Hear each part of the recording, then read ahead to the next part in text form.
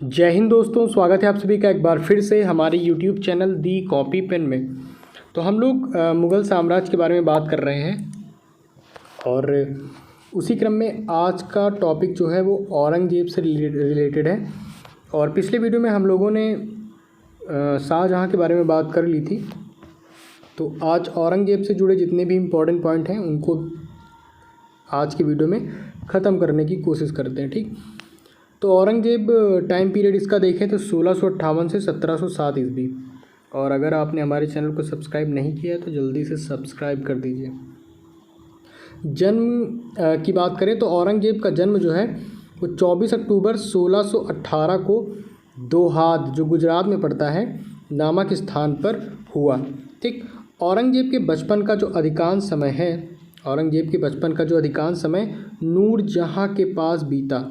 18 मई 1637 को फारस के राजघराने की दिलरास बानो बेगम के साथ औरंगज़ेब का निकाह हो गया। मतलब इनका ब्याह जो है वो किसके साथ हुआ? दिलरास बानो बेगम के साथ हुआ। आगरा पर कब्जा कर जल्दबाजी में औरंगज़ेब ने अपना राज्याभिषेक अब्दुल मुजफ्फर मुहिउद्दीन मोहम्मद औरंगज़ेब बहादुर आलमगीर बादशाह गाजी जैसी लंबी चौड़ी उपाधि के साथ 31 जुलाई 1658 को ये क्या किया, अपना राज्याभिषेक करवा लिए। इतनी भैया इसमें दादा परदादा का नाम हमको लगता शामिल है। फ़िलहाल ये पेपर में नहीं पूछा जाएगा इनकी किस उपाधि से बैठे थे। अगर ज़्यादा ही याद करनी तो आप आलमगीर बादशाह गाजी याद कर सकते हैं। उसके बाद चलते हैं देवराय के युद्ध। तो देवराय के युद्ध में सफल होने के बाद 15 मई 1659 को औरंगज़ेब ने दिल्ली में प्रवेश किया और शाहजहाँ के शानदार महल में 5 जून 1659 को दूसरी बार राज्याभिषेक करवाया। एक बार से पेट नहीं भरा तो इसने दूसरी बार राज्याभिषेक करवाया। औरंगज़ेब के गुरु थे कौन कौन? मीर मुहम्मद हकीम। तो मीर मुहम्मद हकीम कौन थे? औरंगज़ेब के गुरु थे। औरंगज़ेब ना सुन्नी धर्म को मानता था, उसे जिंदा पीर कहा जाता था। जयसिंह एवं शिवाजी के बीच पुरंदर की संधि 22 जून 1665, याद रखिएगा कि पुरंदर की संधि 22 जून 1665 को हुई थी। मई 1666 को आगरा के किले के दीवान-ए-आम में औरंगज़ेब के समक्ष शिवाजी उपस्थित हुए। यहाँ शिवाजी को कैद कर जयपुर भवन में रखा गया। इस्लाम नहीं स्वीकार करने के कारण सिखों के नवे गुरु तेग बहादुर की हत्या औरंगज़ेब ने 1675 ईस्वी में दिल्ली में करवा दी थी। ठीक, आगे पढ़ते हैं। जो एक जजिया कर था जो ख़त्म कर दिया था, वो औरंगज़ेब ने 1679 में जजिया कर को पुनः लागू किया। औरंगज़ेब ने बीबी का मकबरा, ये बहुत ही इम्पोर्टेंट है, इससे एक प्रकार से कहते हैं कि ताजमहल की भद्दी प्रतिकृति, कुछ ऐसा ही कहते हैं। ये बिल्कुल ताजमहल की तरह दिखता है लेकिन एक प्रकार से ताजमहल की कॉपी कह सकते हैं। ठीक, तो औरंगज़ेब ने बीबी का मकबरा का निर्माण 1679 में औरंगाबाद महाराष्ट्र में करवाया। तो बीबी का मकबरा औरंगाबाद महाराष्ट्र में है और किसने इसका निर्माण करवाया? औरंगज़ेब ने। तो ये आप ध्यान में रखिएगा। और 1686 ईस्वी में बीजापुर एवं 1687 ईस्वी में गोलकुंडा को औरंगज़ेब ने मुग़ल साम्राज्य में मिला लिया। मदन्ना एवं अकन्ना नामक ब्राह्मणों का संबंध गोलकुंडा के शासक अबुल हसन से था। ठीक, तो ये बात हो गई। अब नेक्स्ट पॉइंट की बात करते हैं।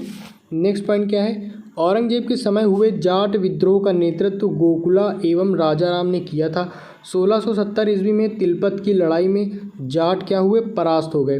गोकुल को मौत के घाट उतार दिया गया और इसके बावजूद जाटों ने 1685 ईस्वी में राजाराम के नेतृत्व में फिर से विद्रोह किया। इन जाटों ने सिकंदरा में स्थित अकबर के मकबरे को भी लूटा। भरतपुर राजवंश की नींव औरंगज़ेब के शासनकाल में जाट नेता एवं राजाराम के भतीजा चूड़ामन ने डाली। अगले पॉइंट की बात करें तो औरंगज़ेब के समय में हिंदू मनसबदारों की संख्या लगभग 337 थी, जो अन्य मुग़ल सम्राटों की तुलना में सबसे अधिक थी। औरंगज़ेब सर्वाधिक हिंदू अधिकारियों की नियुक्ति करने वाला मुग़ल सम्राट था। औरंगज़ेब का पुत्र अकबर ने दुर्गादास के बहकावे में आकर अपने पिता के खिलाफ क्या किया? विद्रोह कर दिया। अपने पिता के ही खिलाफ विद्रोह कर दिया। औरंगज़ेब ने कुरान को अपने शासन का आधार बनाया।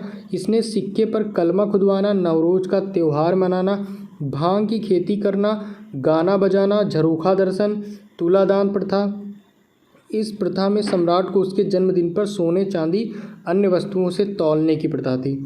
हिंदू राजाओं के माथे पर अपने हाथ से तिलक लगाना, जिसे अकबर ने प्रारंभ किया था। सती प्रथा आदि पर प्रतिबंध लगा दिया। तो ये आप इसके वर्ग को याद कर सकते हैं, ठीक। वेश्याओं को शादी करने अथवा देश छोड़ देने के आदेश दिए और दरबार में होली दिवाली त्यौहार जो है मनाने बंद कर दिए। इसके बाद अगले पॉइंट की बात करें तो औरंगज़ेब ने दरबार में संगीत पर पाबंदी लगा दी तथा सरकारी संगीतज्ञों को अवकाश दे दिया। गाना बजाना एकदम फुल्ली बंद कर दिया इसने। भारतीय शास्त्रीय संगीत पर फारसी में सबसे अधिक पुस्तकें औरंगज़ेब के ही शासनकाल में लिखी गईं। औरंगज़ेब स्वयं वीणा बजाने में दक्ष था, तो ये आप पॉइंट आप याद कर सकते हैं। औरंगज़ेब ने 1665 ईस्वी में हिंदू मंदिरों को तोड़ने का आदेश दिया। इसके शासनकाल में तोड़े गए प्रमुख मंदिरों में पाटन का सोमनाथ का मंदिर और बनारस का विश्वनाथ मंदिर एवं वीर सिंह देव द्वारा जहांगीर काल में मथुरा में निर्मित केशव देव राय मंदिर। इसके बाद औरंगज़ेब की मृत्यु जो है 20 फरवरी 1707 ईस्वी को हो गई। इसे खुलदाबाद जो अब रोजा कहलाता है में दफनाया गया। औरंगज़ेब के समय सूबों की संख्या 20 थी। औरंगज़ेब दारुल हर्ब मतलब काफिरों का देश को दारुल इस्लाम मतलब इस्लाम का देश में परिवर्तित करने को अपना महत्वपूर्ण लक्ष्य मानता था, लेकिन उसका लक्ष्य पूरा नहीं हो सका। एक नोट में पॉइंट लिखा है, नोट मतलब पैसवा नहीं, ठीक।